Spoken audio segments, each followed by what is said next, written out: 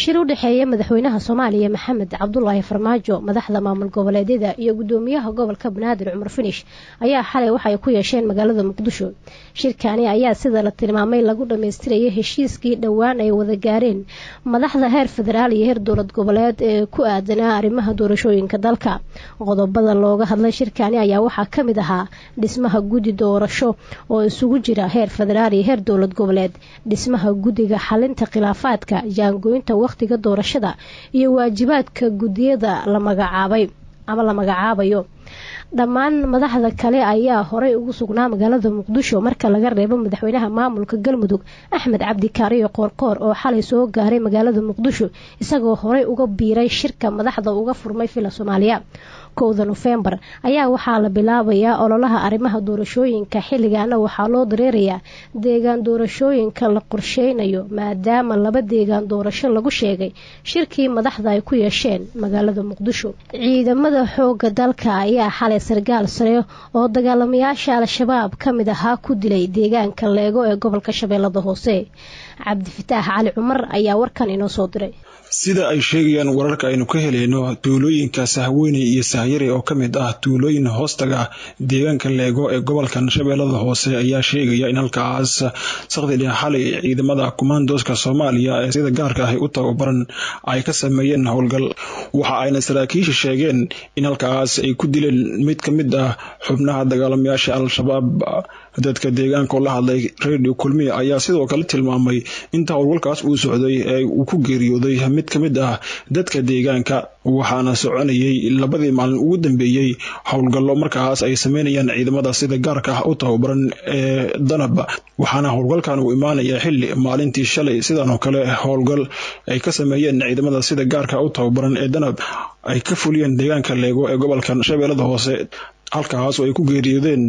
xubno ka tirsan Al-Shabaab iyo sidoo kale dad shacab ah. saraakiisha dawladda ayaa hore u sheegay inay soconayaan howlgaladan, waxaana ay sheegeen in ay markaasi la wareegi doonaan Al-Shabaab deegaanada haatan ay kaga sugayeen gobolkan Shabeellada Hoose. isku soo wada duubo howlgalkan ayaa imaanaya xilli guud ahaan gobolkan ay ka jiraan dhaqdhaqaaqyo ciidan oo ay wadaan ciidamada dawladda federaalka ah ee Soomaaliya. Cabdi Fataax Tawakal Cali Cumar, shabakada wararka Kulmiye, gobolka Shabeellaha Hoose. Al-Shabaab ayaa lagu eedeeyay inay burburinta xarumaha danta guud iyo barakicinta dadka deegaanka ka wadaan degmada Ruunirgood ee gobolka Shabeellada Dhexe. Cali Cilmi Salaad ayaa ka waramay. wararka naga soo gaaraya degmada Ruunirgood ee gobolka Shabeellada Dhexe ayaa waxay sheegayaan in dagaalamayaasha Al-Shabaab ay halkaas ay ka wadaan burburinta xarunta degmada, isbitaalka, suuqa iyo xarumo kale ee danta guud ee ku yaala halkaas. sidoo kale Al-Shabaab ayaa la tilmaamay in dadka shacabka ah ay qayb kamid ah ay ka barakicinayaan xaafadihii ay deganaayeen, lamana oga sababta ka dambaysa. gudoomiyaha degmada Ruunirgood ee gobolka Shabeellada Dhexe Macallin Muxudiin Maxamed Kulmiye oo la hadlay KNN ayaa sheegay in dagaalamayaasha Al-Shabaab burburinta iyo barakicinta bariyihii dambe ay wadeen iyaga oo kaashanaya dadka deegaanka qayb kamid ah,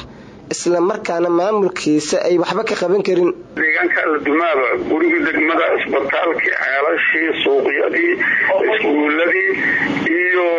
qaybta kale deegaanka aheedoo guryihii dadku oo wahay degmadii xasaheed oo intaas aheeday degmadii oo dhan iyo dadkii iyo degmadii waxa dhammaan la isku jabiyo haya baala dul taagan. jeeda laga leeyahay oo jawaab la abuuray shaqadaas oo ganacsana waa laga abuuray, haddana waa laga abuuraa. dadku xor maahan ma dinsan karaan waxa si xorana waxa kuma dhisan karaan. wax dhisana lagu wareejaaho amar lagula wareejaa, lacagta intaas ku soo shubaa la leeyahay, amara lagu dumaa, amarana lagu dhisaa. marka culays dadka saaran waayo oo maalmahanba dul taagnaa. marka arrinkaas arriman ognaa waayo maalmahanba aad ay noogu badnaa. wallaahi aniga hadda waxba aan ka samayn karno malahan oo dee anaga Muqdisho aan joognaa, meeshii nimankaasaa ka taliya, nimankaasna meel ka taliyaan qaabkay uga taliyaan dadaa kula xiran, dadaa bulshada loo adeegsadaa, dadaa bulshada loo dirsadaa, dadaa bulshada loogu daba aadaa oo lagu daba aadaa. dadkaasaa lagu dilaa. dadka dad noocaasoo deegaanka ku dhasha arrintan horboodaya. marka nimankaas nabadiidkaana amarkay awooday leeyihiin, adeegana dadkaas ale cabashana waa ka muujinay. dad badan oo mas-uuliyeenana waa kala xariifnay. gobolkana waa ogyahay arrinkaasi arrin oo maalmahanba waanu la soconay waaye ka maamul ahaan. al-shabaab ayaa la tilmaamay in deegaanada ay maamulaan badanaa dadka ku nool ay ku hayaan handadaad xarig isla markaana dadka ka aragti duwan oo amarkooda diida ay dilaan kadibna ay ku sheegaan in jaajuus ay ahaayeen. jenaraal mascuud maxamed warsame ayaa la sheegay inuu xaliyey marar soo kala dhex galay guutada 15aad qaybta 12aad ee ciidamada xooga dalka. xasan axmed maxamed ayaa warkan inoo soo diray. saraakiil uu hogaaminaya taliyaha guutada 15aad qaybta 12aad ee militariga Soomaaliya jenaraal mascuud maxamed warsame ayaa xalay waxa Gurceel ay kula kulmeen ciidamo ka tirsan militariga Soomaaliya gaar ahaan guutada 15aad qaybta 12aad ee militariga Soomaaliya kuwaas oo maamul la soo dhaafay khilaaf xoogan oo ka taagnaa waxaana saraakiishan ay ku guuleysteen in la xaliyo godad ka dhex jiray qaybo ka mid ah ciidamada guutada 15aad qaybta 12aad ee militariga Soomaaliya. godad ay sameeyeen urur ka mid ah guutada 15aad qaybta 12aad ee militariga Soomaaliya ayaa imaaday kadib markii la isku qabtay cid gacanta ku haynaysa inta badan gadiidka ciidanka guutada 15aad qaybta 12aad ee militariga Soomaaliya wuxuuna khilaafkan muddo ka dhex jiray ciidanka xooga dalka. saraakiishan ka tirsan qaybta 12aad ee militariga Soomaaliya ayaa kulan saacado badan qaatay waxay magaalada Gurceel ee gobolka Galgaduud ay kula qaateen ciidamada khilaafka xoogan u dhaxeeya waxaan diirada lagu saaray kulankaasi sida loo dhameyn karo muranka jira isla markaasna wada shaqayn wanaagsan ay u dhaxmar lahayd. jenaraal mascuud maxamed warsame taliyaha guutada 15aad qaybta 12aad ee militariga Soomaaliya iyo qaar ka mid saraakiisha ciidamada kala duwan ee ka howlgala Galmudug oo xalaq goobjoog ka ah kulan ka dhac Gurceel ayaa soo afjiray muranka ku saabsan gacan ku haynta qaar ka mid gaadiidka ciidanka waxaana saraakiisha ciidanka ay la kulmeen ay u sheegeen inuu dhamaaday wixii ka dhex jiray ciidanka ayna xaliyeen isla markaasna loo baahan yahay inay u diyaar garoobaan howlgal al-shabaab laga saarayo deegaanada bariga fog ee gobolka Galgaduud halkaas in muddo ay ku sugnaayeen xubno ka tirsan dagaalamayaasha al-shabaab. marka laga soo tago xal u helida muranka ku saabsan gacan ku haynta qaar ka mid ah gaadiidka ciidanka dawladda ee ka dhex jira ciidanka guutada 15aad qaybta 12aad ee militariga Soomaaliya waxa uu leeyahay halkiisii tagan khilaafka u dhaxeeya madaxweynaha Galmudug Axmed Cabdi Kaariye Qoorqoor iyo taliyaha guutada 15aad qaybta 12aad ee militariga Soomaaliya waxaana maamul la soo dhaafay guuldareystay kulamo xal lagu raadin arrintaasi kuwaas oo wadin taliyaha hay'adda socdaalka jinsiyadda dawladda federaalka Soomaaliya iyo mas'uuliyiin kale oo ka tirsan dawladda federaalka kuwaas oo maamul la soo dhaafay ku sugnaa Galmudug isla markaasna la kulmay dhinacyada khilaafka u dhaxeeya ee madaxweynaha Galmudug Axmed Cabdi Kaariye Qoorqoor iyo taliyaha guutada 15aad qaybta 12aad ee militariga Soomaaliya waxaana sidoo kale ay xal u waayeen arrintaasi. xasan axmed maxamed radio kulmi cadaad. ra-iisul wasaarihii hore ee Soomaaliya Cali Maxamed Geedi ayaa ka dalbaday wasaaradda waxbarashada Soomaaliya inay dhameystirto manhajka qaran si uu u yiraahdo tabashooyinka ay qabaan ardayda. Farxaan Maxamed Xuseen ayaa ka waramaya. Cali Maxamed Geedi ra-iisul wasaarihii hore ee Soomaaliya oo ka hadlay kulan lagu dhiirigelinayay ardaygii kaalinta koowaad ka galay imtixaanka dugsiyada sare ee dalka ayaa waxa uu sheegay in wasaaradda waxbarashada Soomaaliya loogu baahan yahay in ay samayso manhaj guud maadaama manhajka ay ka taagan tahay su'aal isagoona ugu baaqay daladaha waxbarashada Soomaaliya in ay ardayda Soomaaliyeed ay baraan taariikhda dalka. bulshada Soomaaliyeed gobolka Banaadir oo Muqdisho wasaaradda waxbarashada su'aal ay u qabeen waxay ku qanceen in dugsiyada sanadkan kaalinta koowaad oo galasaymo ugu daaweysay wasaaradda waxbarashada hidaayada tacliinta sare waxaan kula dardaarmaynaa inay dalka u samayso dhameystirsan manhaj waxbarasho si imtixaan midaysan qaranka Soomaalida ugu soo taas iyada looga fadhiyaa manhajka su'aal baa ka taagan muassasaadka naftirkooda su'aalaha loo qabaa iyo madaarista waxbarashada gaarka ah ardayda Soomaaliyeed hal baro manhaj wadani ah oo Soomaaliyeed gaar ahaan maadooyinka taariikhda juqraafiga iyo suugaanta.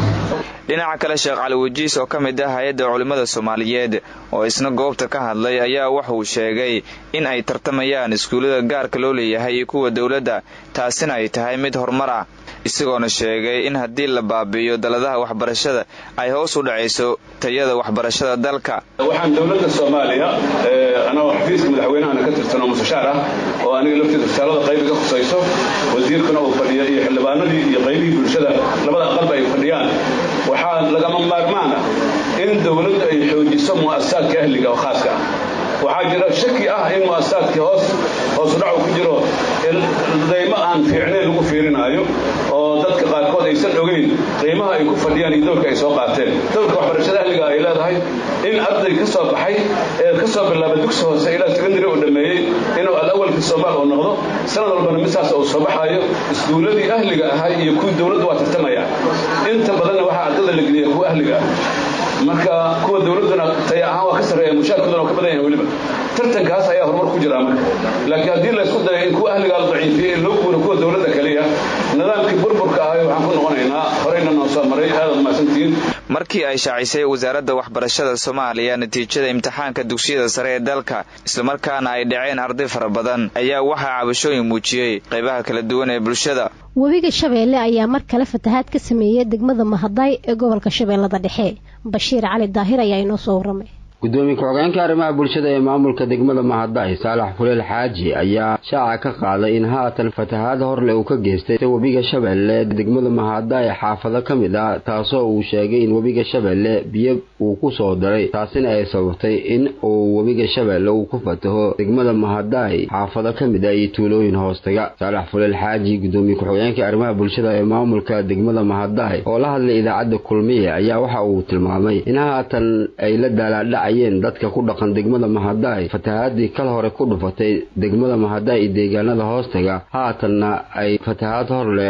uu ka sameeyay webiga Shabeelle degmadaasi Mahaday fatahaada degmada Mahaday webigii waa soo xadkaafay waxaas ka baxay hadis ilaahay ka raali naqyahay beerihii oo ma aragti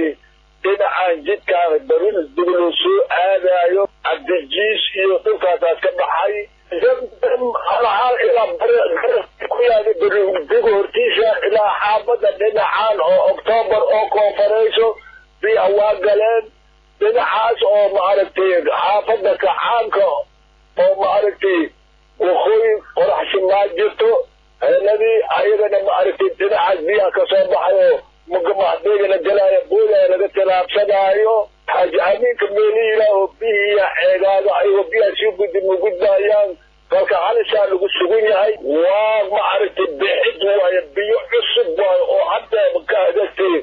beledweyne kasoo gudbi waaye oo hadda cusub waaye Mahaday dhibaatadaasa haysabaana kuwii hore ma aha gudoomiye ku-xigeenka arrimaha bulshada ee maamulka degmada Mahaday oo ka dalbaday hay'adaha iyo dawladda dhexe ee Soomaaliya in ay jawaano la gaaraan dadka ku dhaqan degmada Mahaday iyo deegaanada hoostaga si ay uga hortagaan fatahaada webiga Shabeelle oo haatan mar kale uu ka sameeyay degmada Mahaday daaqadina wax ka gasho hay'adaha caalami ama local ah